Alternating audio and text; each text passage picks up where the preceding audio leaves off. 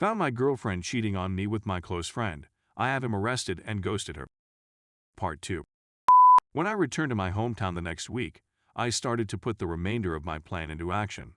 I asked Harry to allow 1 week of vacation for Catherine for the next 2 weeks. I planned to take her and a few friends on a retreat before making the greatest choice of my life for the second time. He sprang up and gave me a big embrace, complimenting me on being brave enough to try again. I embraced him back, but not in the manner I believe he envisioned at the moment. He agreed and reserved the whole week for me. I requested him not to tell anybody, since I wanted to keep it as a surprise as possible. I knew it would spread like wildfire across the workplace, but that was my intention. That night, I informed Catherine that I had booked her and 2 friends a week's stay at a tropical spa resort, with all costs covered. No questions asked, she chooses 2 buddies and returns to the greatest surprise of her life. She yelled like a child who had just been informed that she could have all the chocolates in the store. I then told her that I was going to spend the following week in the city preparing for a large client who was one of my biggest accounts and needed some people on my team to help before flying out the following week, and I wouldn't be home until the Monday she was leaving, so I wouldn't be able to see her, which seemed to disappoint her, but I told her it would be worth it when she returned. What I didn't tell her was that I'd opted to take a 2-week vacation to the other side of the country, mentally preparing myself for that was going to explode the minute she set foot on the aircraft, and relishing my first taste of freedom. 2 weeks later, on a Sunday, I flew back and started driving home. When I arrived, I did a fast pass by my home, and sure enough, Harry's vehicle was there. I parked a little farther back, like I had done the first night I had captured them, and checked the cameras. I'm fast asleep in my bed.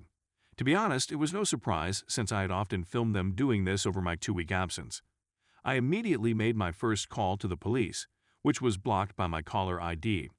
I told them that I was one of their neighbors and that I had seen someone hanging out in their car in the alley behind my house, occasionally passing something through windows to passing cars while also looking into my yard, and that I was concerned that they were dealing drugs or planning to break into someone's property. I provided them with his license plate number and a description of him. They stated someone would be there in a few minutes, so I thanked them and hung up. I immediately contacted Catherine and told her I was about 10 minutes away and that I knew she was leaving the next day but urgently wanted to surprise her. Looking back at the clip, I giggle at the noise I was shocked I didn't hear. Harry was half-dressed and dashing out the back door to his vehicle in a matter of seconds. At that time, I couldn't have wished for a more ideal scenario. As Harry was driving away, one of the police vehicles turned the corner behind me, spotted Harry driving away quickly, and pursued him. She fell asleep again after pulling in, greeting a happy Catherine, and performing a couple of things. I, on the other hand, couldn't get a wink of sleep. She and her companions were packed into a vehicle the following day. I had to wait a few hours after they drove away before I could start carrying out my plan. I phoned a removalist acquaintance and apologized for the late notice, but I wanted my home packed and relocated by Friday. After we agreed on a time, I informed him that he would need to transport some boxes to a storage facility, which he said would not be a problem. Then I started packing Catherine's things. Later that day, I received a call from the police asking me to come and identify some goods that had been captured by a suspect the night before and matched the description of the items I had reported stolen. I smiled to myself, pleased that my plan for Harry had come to reality, and answered that I would be there immediately to pick it up. Of course, when I arrived, some of the goods were still missing, owing to the fact that they had to be at his home and they hadn't checked there yet. The town was bustling with news at this point. My hometown's events don't remain hidden for long. Harry was shamed and swiftly dismissed for his possession of narcotics and stolen goods, and our respective supervisors had tendered a formal apology to me on behalf of the firm earlier in the week. That night, I went to my parents' home and informed both my and Rachel's parents what had occurred, omitting important specifics, and that I was going back to the city after getting promoted, but Catherine wouldn't be there. At first, they were unhappy because I hadn't told them what was going on, but they were relieved that I was handling things maturely and hadn't gone to their level, even if they didn't agree with ghosting Catherine. But I went home after a few beers, laughter, and tears. After a hectic week of coordinating cleaners for the next week, real estate to put my property on the rental market, and numerous other responsibilities at my hometown's office, I packed some items into my vehicle and traveled to my parents' house, where I bid farewell before the journey. Before leaving, I went to Becky's residence. Since she was a child, Becky had been one of Rachel's closest pals. She was the only other person who knew what was going on, sans the information about Harry. I couldn't have organized things as fast as I did without her assistance. I handed Becky a thick manila folder with all of my proof of her infidelity, as well as a letter and a few other legal papers from my attorney indicating that she was ordered not to contact me and instructions on how to get her items from the storage facility I had leased out. I said my goodbyes and traveled back to the city. I awoke on Sunday to multiple missed calls, voice messages, and text messages. Catherine had returned home early after being warned about something going on in town, only to discover an empty house with a "for rent" sign out front. She had gone to my parents' house, freaked out, and they had locked the door on her the instant she responded, causing her to ring everyone until she was reached by Becky and informed that she had a package for her. I was informed she didn't take well to that, which I already knew based on her several furious emails and phone calls accusing me of setting up Harry, being deceptive, and so forth. I was afraid she'd show up at my front door, but nothing happened. I'm writing this to you, dear reader, 5 weeks after I left and was promoted. It's lengthy, and it took a few rewrites to get it down from my original 14 pages, which is nearly twice the length of this narrative. But I believe that most of what I stated was relevant enough for the story. I'm home now, and given the number of questions here as well as other comments and messages, I decided to take the time to answer questions and offer some explanation here rather than reply to everyone.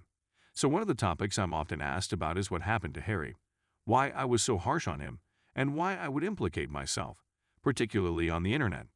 After speaking with some friends back home, the simple answer is that Harry is facing a few months in jail since it's his first offense, but he might get out sooner, and I thought that it was vital to the plot. No one knew what I had planned for Harry, which is why I deleted a few important facts that may have genuinely identified me, as well as changed up some of the descriptive language about locales to possibly place this narrative anywhere on the globe. To clarify, there was already more than enough proof in his own house. I only offered a mechanism for the authorities to further examine his conduct in his own home. That being said, I don't regret what I did to him, since he grew up with both Rachel and me and saw how difficult it was for me to pick up my life after she died. For anyone wondering whether I'm afraid of Harry finding out and reporting me to the authorities, I know he doesn't use Reddit. I know Catherine has an account, but I haven't noticed any recent activity to indicate that she hasn't been online in a while. Who knows about other Reddit users? Most of the people I'm friends with on my primary account could recognize this tale if they came across it, but I don't know about their surfing habits outside of the subreddits that we visit. People have asked why I didn't do more for Catherine or why I stayed around for as long as I did. I nearly sent her out after a few days, but I wanted to collect evidence and exhibit proof of her infidelity, so that everyone she knew understood what she had done. She is a major socialite, in her words, and I knew that exposing her would ruin her reputation. In terms of what happened to her, I've been informed that she recently relocated to another state after getting transferred. According to the folks I've talked with today, she was mostly assigned administrative responsibilities prior to her transfer, since there was quite a bit of pushback once the rumor mill spread across town. People have questioned the legality of what I did to her, such as transferring all of her belongings, sending her and several friends away, spending a significant amount of money on the trip and so on. Morally, I think it's a bad move to build up her expectations of what she imagined would happen. This, along with destroying her reputation in town, was my ultimate goal, to give her a taste of what it felt like to have everything come apart around her. But from a legal standpoint, I was perfectly justified. She had never updated any of her personal information, driver's license, voting registration, etc., to reflect that she had moved into my home throughout the period she had been living with me. After speaking with r/legal, I discovered this information over the course of my preparation with my lawyer. I was allowed to accomplish what I did since there was no real evidence on paper that she was dwelling there, and because we hadn't fulfilled the de facto status. Finally, for those of you who claim that my narrative is fabricated, that I'm a karma, a sociopath, in this day and age, who doesn't have some sociopathic tendencies, and that my malicious compliance tale is also evidence, I will be honest and say that I will not attempt to alter your thoughts on this. Everyone has the right to have an opinion about the stories that are shared on Reddit, as well as an opinion about the people who share them. The plot on the other subreddit, on the other hand, was to gain karma, since my first post on r/pro needed me to build up enough before they would allow me to post because they suspected I was a bot. That narrative, which I just trimmed to the gist of the discussion, since I can't recall everything, did in fact happened and received national attention soon after. If I ever locate the store, I'll provide a link to it since it was, or was close to being, one of the highest roaming costs our firm had ever passed on to a client. Thank you for taking the time to read my story.